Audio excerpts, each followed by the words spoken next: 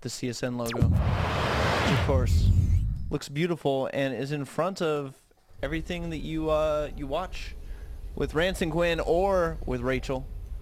It's true. It's true. Because we're currently doing this tournament for the CSN. This is the rundown. This is Gwin. With me is Rance. We're in game 2 of the second semifinals.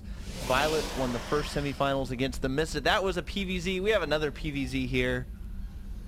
And we might have a ZVZ finals or we might have a PVZ finals. What happened to all the Terrans in this tournament? Well, I had high hopes for Lau, and he made it. Took game 1 against Violet. Yeah, convincingly. He unfortunately ran into Violet, so yeah, that was it. Was there any other Terran? Who was the other Terran? Well, Destiny was a Zerg player. He lost to MoOk. And I don't think we had other Terrans. Oh, Ver. Ver. But Ver was taken out by Mystik. Now, that's actually an interesting match, Ver versus Mystik, because they are teammates, and they literally play like 10 games a day together. So they are so familiar with each other's styles. Oh, and look at this. That's a Nexus first right there out of MoOk. So MoOk very confident here. And Mystik actually going with the pool and then hatch immediately after. So I would not be surprised. Again, he's going to take this third base at around 20 to 25 food. And that's just kind of standard for Mystik on this map. And then he's going to go Mutalisk. I think that's definitely what we're going to see. So just having watched more than a couple of Mystik's games and knowing what he likes to do on this huge map, he and Suppy have very, very similar styles a lot of the time. Again, teammates, so they copy each other's builds. There goes the cannon up, or the cannon up there for MoOk. Are some Zerglings free onto the map. And MoOk's just going to hide this probe. And I love this hiding place. Mystik's not going to scout there. Probably not, at least. Mystik's actually super responsible. Look at this. Look at the scout pattern out of Mystik. Oh, is he going to find that hidden probe? No. It's just going to go to there. Very nice. Expansion finished up over here for the Protoss. And the gateway about 3/4 as well. And you can see the quick third base coming out from Mystik. Quick, fast, in a hurry. Yep. About 22 food going down. And look at this probe. It's going to scout it all. And that is so good if you are a Protoss player to know exactly what your opponent's doing. Because if, for instance, Mystik had not thrown down this third base, he could be doing a huge roachling all-in right now. But MoOk scouts that out, says, hey, I know you have a third. I know you can't roachling all in me now unless you cancel that. Mystik not going to do that, though. And he also sees there's no gas down yet. So another big thing to see. In the meantime, if we look at this, the core not even finished here. And this is what I talk about when I talk about, basically Forge Fast Expand means that the Protoss player is not going to be aggressive until the 8-minute mark. His core just finished. Like, he's going Stargate tech, so his Stargate, his Void Rays are going to show up at your base at like 8 minutes. Because this map is huge. And I think that Mystik is going to be prepared for that. He'll be just fine. Mystik wants to get the scout in there. He's getting the Overlord in position. And if we just take a look at the drone count, Mystik has taken his 2 gas. This is super standard again. Clash, MoOk doing a great job of chrono boosting probes. He certainly has, trying to keep up with that Zerg economy. But Mystik, is about to explode. He's still making drones. He's got his layer on the way. 7 minutes is standard timing for that. He needs to creep connect these 2 bases, otherwise the Void Rays will be able to pick this base off. And that is what we see back from MoOk, as well as the +1 weapons. So this will be followed up with, the good standard gateway type aggression. Overlord from Mystik entering into the main base of MoOk and scouting around. He's going to see a whole lot of nothing, as there doesn't seem to be any tech buildings in the path of this Overlord so far. And another Overlord also saw this target. Yeah, check is now revealed. Reveal the Void Ray. So here we go. Void Ray shown. We know that the second one looks like Phoenix on the way. So Mystik's got to feel pretty good about this. Yeah, he's in a good spot. His Evo chamber just finished, and Lair's about to pop as well. Yeah, he's gonna throw down the the couple spores or the spore at each base, and he should be fine against this Void Ray because he's got a queen at each base. And there we go. Looks like 5 gates, so that'll be 6 gates total with the +1 out of MoOk. And notice, guys, for a moment with me, going to go into learn how to play StarCraft mode. He's making sentries first, and that serves a couple purposes. One, sentries cost a lot of gas. It means you have extra minerals to make more gateways. And 2, sentries build up energy, which means you have more force fields for later. So it's always good to make your sentries as early as possible. +1 weapons finishing on up. And Warp Gate actually has not even been started. That has to be a mistake. I think he forgot Warp Gate. Oh boy. I think there he goes. Forgot Warp Gate. It's finally getting started now, but yeah. I feel like that was a mistake. Because we're at the almost 10-minute mark, and he doesn't have Warp Gate. I think, yeah. Ooh, that's got to be uncomfortable. Actually, this set of units is doing probably more damage than Mystik wants. Killing off a bunch of Overlords. Queen's gonna come out. Queen, you need to run back. You'll get lifted. No, it looks like 4 queens surrounding, trying to target down that Void Ray. They will not get it. It will escape with 25 health. But Mystik lost some Overlords there that he definitely didn't want to lose. And Mystik trying to get a count on these sentries, and I think he might have gotten it. Sentries are going to take this out. Warp Gate about 3/4 the way done. We're at the 10-minute mark. So I definitely feel like, that's kind of a misstep. And I think Mystik's going to be fighting against this. I mean, he's making tons of roaches. Burrow is almost done. Roach speed is finishing up. He's got some Hydralisks on the way as well to deal with those air units. Needs to be careful not to overcommit to Hydras. And look at this. Got the Zergling at the 3rd. So good. So good. He needs to burrow it, though, because he has Burrow now. Because that would be even better. That would be.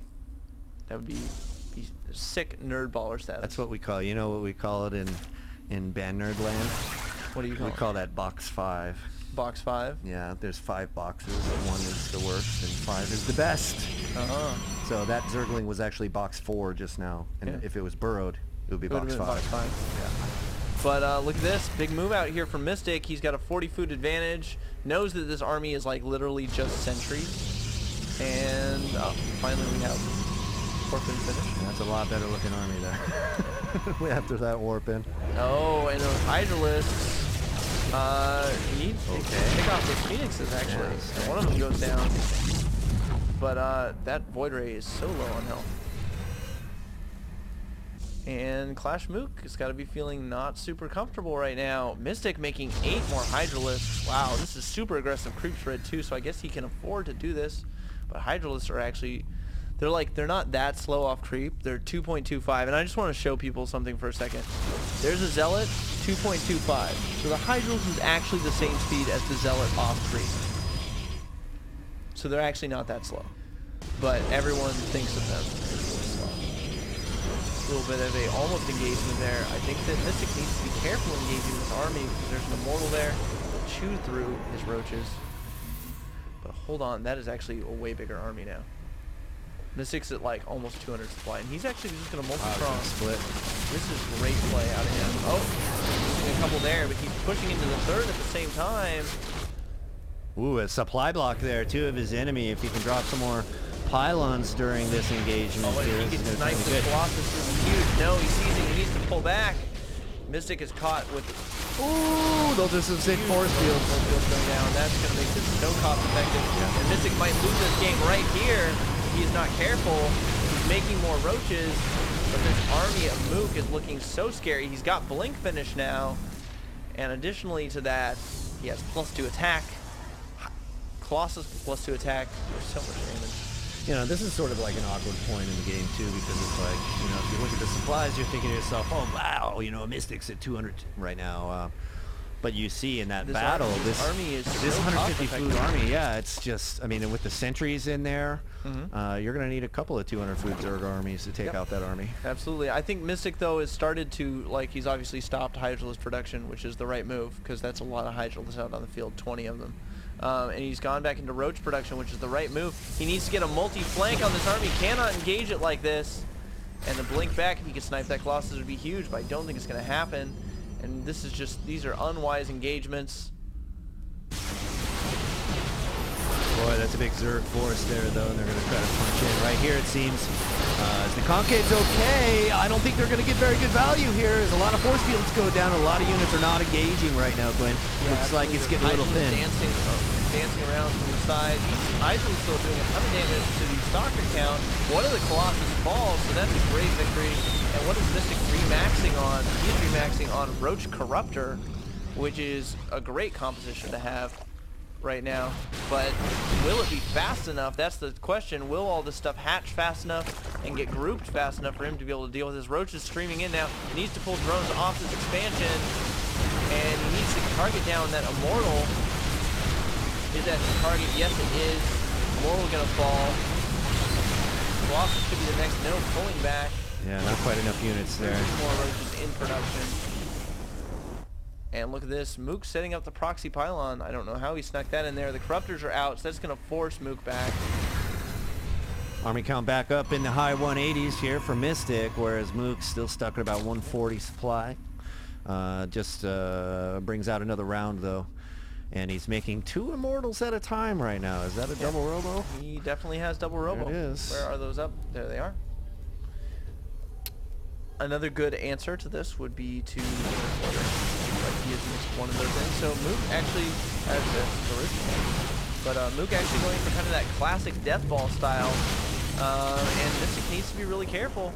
You cannot engage the classic death ball. That's a 5. Box 5, ladies and gentlemen.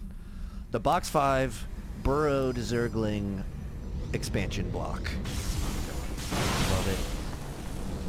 Yeah, I mean, and at this point, 200 versus 200, Protoss wins this fight. Absolutely. So, Mystik in not the best position here with all this Ling Roach Corruptor. He's going to need to snipe those Colossus so fast if he wants to survive this. And he really, I mean, he's got 5 Corruptors now. Burrowing the Roaches to heal them all up. So smart. But 3 base Protoss, he's going for a 4th base. Those cannons, I think they'll reach that, Zergling. Be able to take that out. If not, that's a box 1. Trying to set up a flank. One in. Oh, the blink back. Doesn't want to engage. You know, I think MoOk's got the numbers here, though. I absolutely do. I think even in a straight-up engagement, he's going to win that fight. And Mystik giving up his high ground position, I'm not sure if I like that. Throwing down a lot of spines, actually. And look at this. Mystik catches sight of this. Knows what's up. That hatch is definitely going to go down. One more shot and it's toast. There we go. No more interest in that from the Protoss, and he's going to go ahead and back up. I mean, and the problem here is that Mystik is maxed, so he can't really make anything else. He's banking a lot of resources, but, you know, the question is never, like, you know, can I remax if I need to? The question is always, and it was in range for them to see it, so he was able to kill the pro, but the question is always, like, can I make the units I need to deal with this composition? And that's a lot of Corruptors. I feel like he maybe overmade Corruptors a little bit to deal with those Colossus. There's only 4 of them out. But on the other hand, he kind of has to, because the Colossus will decimate this ground army. Well, he's got a Greater Spire coming right now, too. So those Corruptors are coming in there later. If he can survive through this engagement right here, it seems. Corruptor's going to move up, though, and engage the Colossus. This is a good move here as one Colossus goes down. 3 more to go here as the Corruptors are being targeted a little bit, but the Roaches join the party here. And all the Colossus go down. What's that last one? Absolutely. There we go. Nothing. Mystik remaxing completely on Roach Wing, and I mean that's all he can do. He's got Infestors out now. Oh, that could turn the tide. Huge fungal going down on that army, delaying it a little bit. More fungals. Needs to engage the Roaches at the same time he fungals, and it looks like that is what he is doing. Mystik might be able to recover from this, but the supply dropping hugely for him. and the GG out of Mystik. So Mystik getting taken out. So Clash MoOk In the finals. going to the finals against Violet. A with some- non-ZVZ finals here. with some dominating Protoss play. Yeah, MoOk, very sound, very safe opening there. Yeah. And able to swing by, stay ahead of Mystik there in that game. Stay tuned, you guys. When we come back, the finals of rundown number 8